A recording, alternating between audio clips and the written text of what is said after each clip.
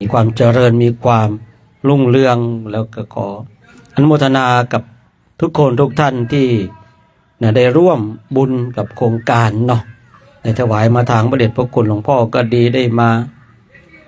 ถวายจากกับพระรูปหนึ่งรูปใดก็ดีก็ขอพลังแห่งบุญการบำเพ็ญเพียรของคณะจาริกธุดงค์จงส่งพลังบุญพลังกุศลให้ท่านเจ้าภาพทุกคนทุกท่านจงมีความสุขมีความสงบมีความ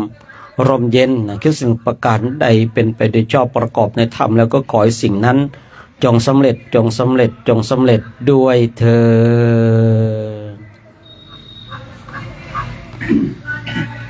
ดต่อไปเราร่วมกันให้พรกับท่านเจ้าภาพกันเนาะญาติโยมก็มีน้ำก็รวบกวดน้ำกันเนาะกวดน้ำอุทิศบุญกุศลกันให้กับญาติของเราที่ล่วงลับไปแล้วแม้แต่เจ้ากรรมในเวรเนาะยะถาวาริวหาปุราปาริปุเรนติสาครังเอวะเมวะอิโตทินังเปตันนังอุปกปปติอิชิตังปัจฉิตังตุมหังคิปะเมวะสมิจจันตุสเปปุเรนตุสังกัปปาจันโทปนะระโสยถามณีโชติระโสยถาวิวาจันตุสัพพะโรโควินาศตุมาเตภวัตวันตารายโยสุขิธิขายุโกภวะอภิวาทนาสิริสานิจาวัฏาปัจจายจตารโรธรรมวัฏติอายุวันโนสุขังภาลังอายุโทภาระโทโลวันนาโทปฏิภาณโททาตาเมทาวิสุขังโสอธิคันจติอายุอังทัตตวาภลังวา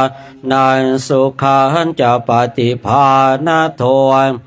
ขายุยาสวาโหหันติยาทายาโทปปาชติเตภวตุสาภมังคลังลาขันตุสาปเทวตาสาปพุทธานุภาเวนัสธาโสทิภวันตุเตภมังคลังราขันตุสาปเทวตาสาพระธรรมานุภาเวนัสธาภวันตุเตภวตุสาภมังคลังราขันตุสาปเทวตาสาปัสสะคานุภาเวนัสธาโสทิภวันตุเต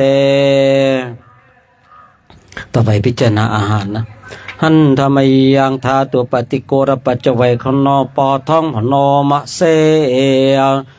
ยะธาปัจจยังปวาตมหานังตุมาตเมเวตังยาติทางเปทัพพาโตตทุปะคุณชะโกจะปุคโลทาตุมาทะโกนิสัตโตนิเชียวสุญโยสะหัวปัญหายังเปทัพพาโตอาชิควชนิโยอิมังติกายังปัทวาอติวิชิควชนิชายาติครับนิมนต์พิจารณาอาหารนะพิจารณาอาหารพิจารณาเสร็จก็เหมือนเดิมเนาะเหมือนเดิม